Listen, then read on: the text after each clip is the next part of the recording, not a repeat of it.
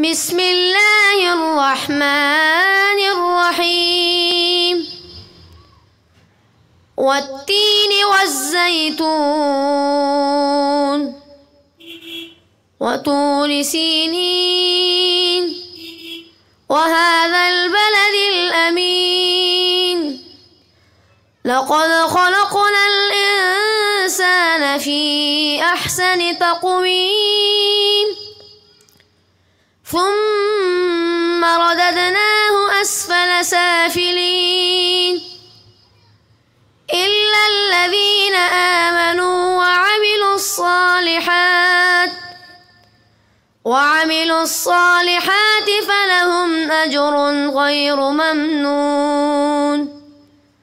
فما يكذبك بعد بالدين أليس الله بأحكم الحاكمين صدق الله